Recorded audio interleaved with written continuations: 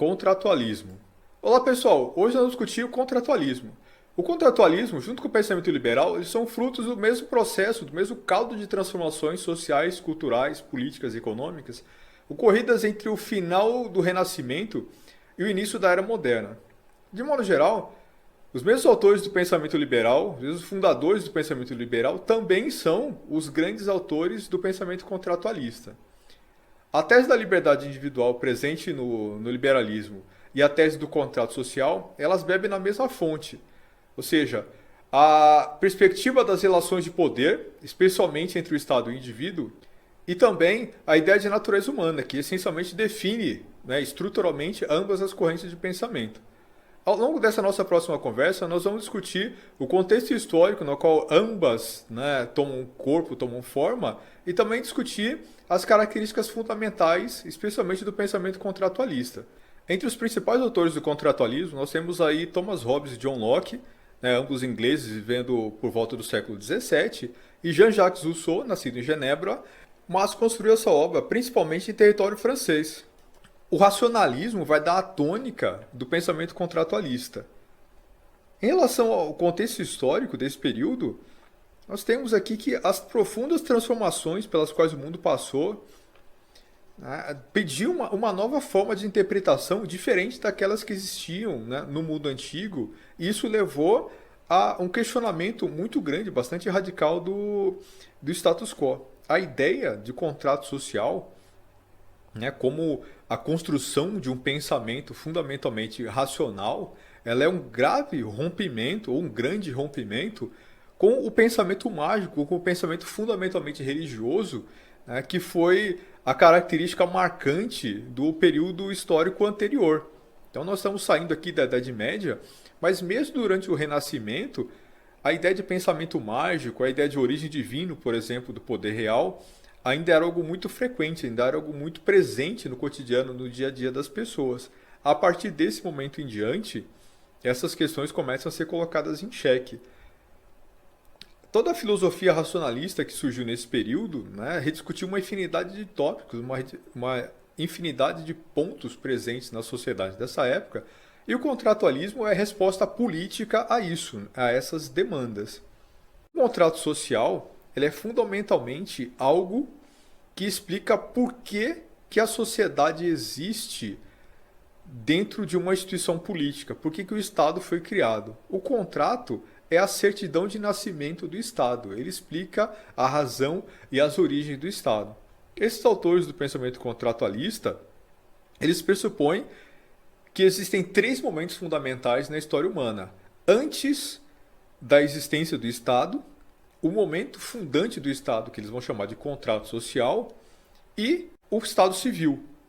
Então esse seria o terceiro momento da história.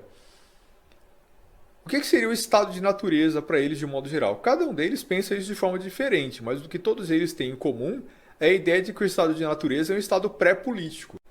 O contrato social oposto, baseado e inspirado na razão, que leva a que todos os homens decidam, de comum acordo, abandonar o status quo ante, ou seja, um estado no qual não havia política e instituições, e a partir dali criar instituições e submeter-se a elas, esse contrato social ele fundamentalmente define qual é a natureza da sociedade e por que os homens precisam desse estado.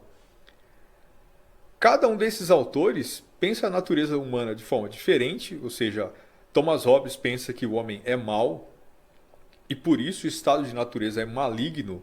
Logo, o contrato social tem a função de encerrar esse período maligno chamado estado de natureza, que seria o estado de guerra de todos contra todos. Então ele será um pacto que concentra poder nas mãos de uma instituição como forma de resolver aquela situação anterior, que era uma situação na qual não valia a pena viver. A construção do Estado civil, que ele vai chamar de Leviatã, é uma resposta a isso. No caso do John Locke, o Estado civil ele é uma resposta a questões que são muito menores. O estado de natureza não era tão ruim assim, porque a natureza humana não é uma natureza tão ruim. Então ele vai propor que o Estado será criado como um pacto de comum acordo entre todas as pessoas, mas a função e o poder desse Estado são mínimas. Ele serve apenas para resolver alguns poucos problemas e não para resolver o mundo. Tanto que para o Thomas Hobbes, antes da criação do Estado Civil, ou seja, antes da fundação do Leviatã pelo contrato social, nem haveria propriedade nem sociedade, porque essas coisas não fariam sentido. A natureza humana era tão ruim que impossibilitava a criação e o surgimento de tudo isso. Para o John Locke, tudo isso já existia ex ante, já existia anteriormente. O Estado Civil apenas resolve problemas pontuais, por isso ele propõe um Estado pequeno, um Estado que nós poderíamos chamar de Estado mínimo. O Estado de Thomas Hobbes é um Estado máximo, um Estado que tem o maior poder possível concentrado nas mãos do Leviatã, porque ele precisa resolver todos os problemas do mundo. Ele precisa resolver um problema criado, causado pela uma natureza humana que é terrível. Segundo Thomas Hobbes, o homem é o lobo do homem. É impossível que o homem conviva sem ser forçado, sem ser obrigado a isso. Para o Jean-Jacques Rousseau, o estado de natureza partilha características presentes tanto na obra de Locke quanto na obra de Thomas Hobbes. Segundo Jean-Jacques Rousseau, o homem tem uma natureza que é boa, ou seja, o homem é bom, mas o Estado e a sociedade o corrompem.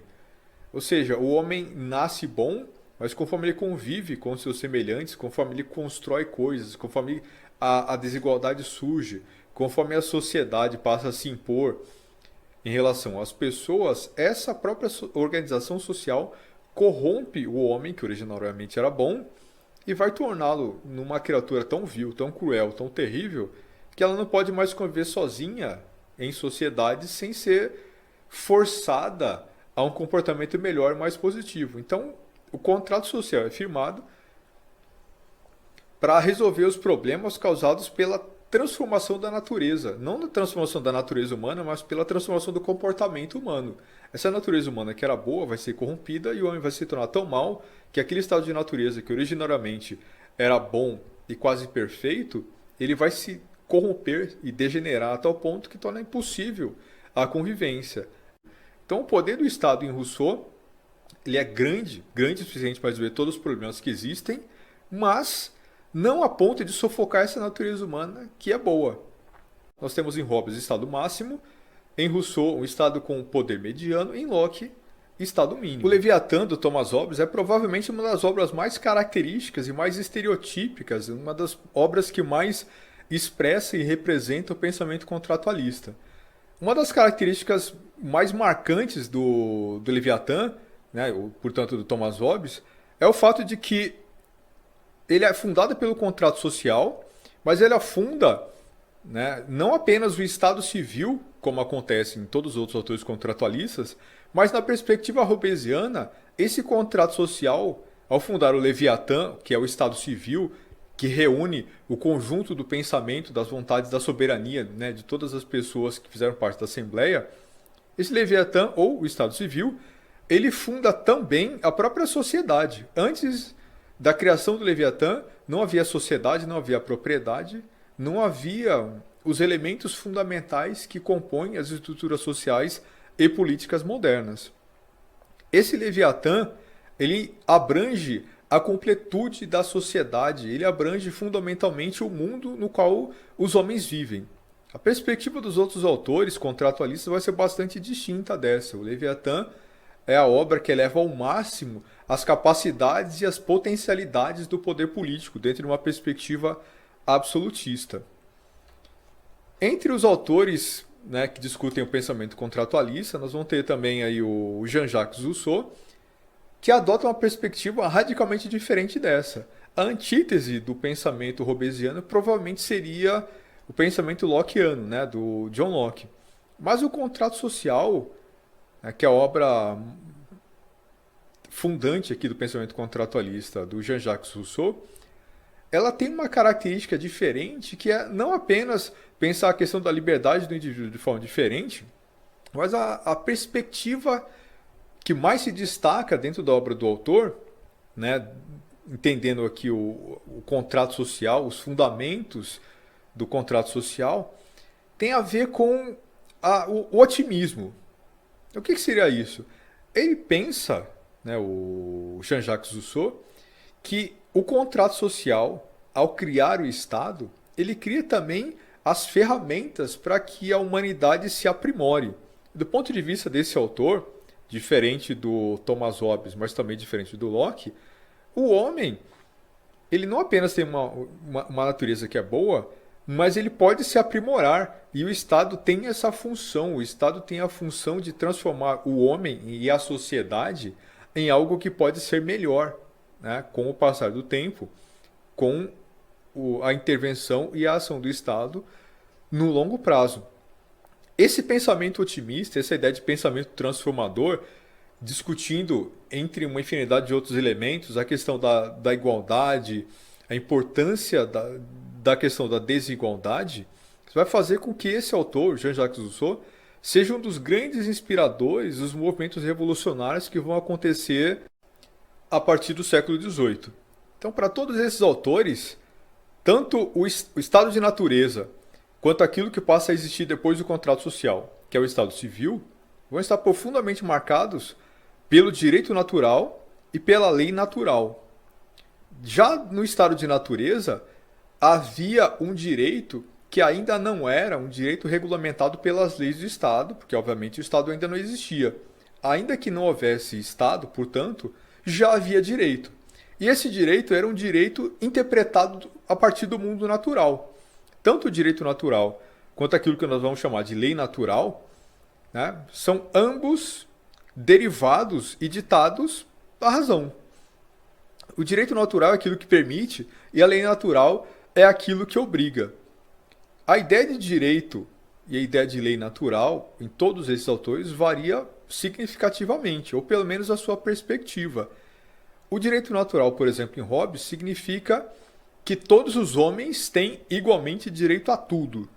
Em Locke e Rousseau, direito natural significa também direito a tudo, mas existem restrições, existem limites a esse direito, e, portanto, o limite do meu direito é o direito do outro. Em Hobbes, não existe isso, portanto, o direito de todos os homens se sobrepõe, e é por isso que o estado de natureza vai se transformar num estado de guerra de todos contra todos. Todo mundo tem direito a tudo, no final das contas, ninguém tem direito a nada.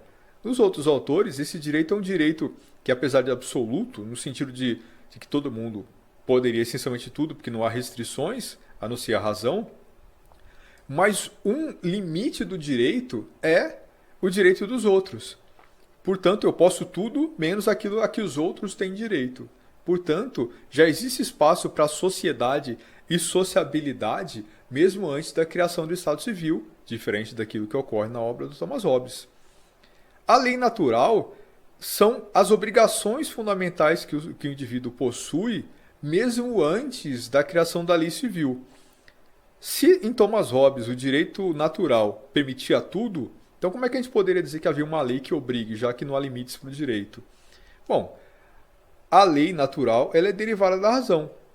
A razão obriga, né, na medida em que os indivíduos estão submetidos a essa razão. Os homens são racionais. Por exemplo, eu tenho direito a tudo. Eu tenho direito a, inclusive, morder meu braço e arrancar fora e morrer. Não é isso? Eu posso, em tese, cometer suicídio se eu quiser. Mas, segundo Thomas Hobbes, isso não é possível, isso não é lícito ao indivíduo, porque a razão determina que a vida deve ser preservada. Ou seja, a primeira lei da natureza é a preservação da vida. O indivíduo não tem o direito de atentar contra a própria vida, porque a razão diz que isso não faz sentido. Não tem lógica atentar contra a própria vida. Então existe uma lei da natureza que é preserve a própria vida. Então, ainda que o direito seja absoluto, a razão é o imperativo que organiza o direito. Em todos esses autores contratualistas existe essa dualidade: direito natural, lei natural.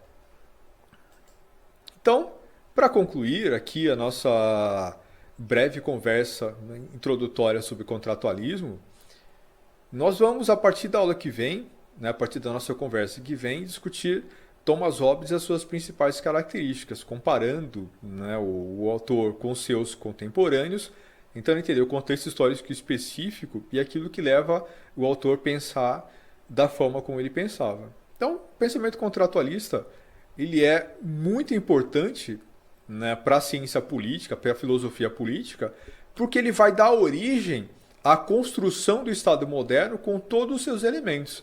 O pensamento liberal, o pensamento democrático, a ideia do Estado como uma instituição que submete os indivíduos, mas também está de alguma forma submetido a eles, dependendo da perspectiva contratualista e da perspectiva de liberalismo. Então é muito importante entender isso, é muito importante entender a natureza e o conjunto da obra desses autores para que nós possamos compreender as próprias bases do nosso Estado moderno, ok? Então é isso, pessoal. Próximo vídeo, então, Thomas Hobbes. Então não esqueçam de curtir esse vídeo e assinar o canal. É isso, obrigado.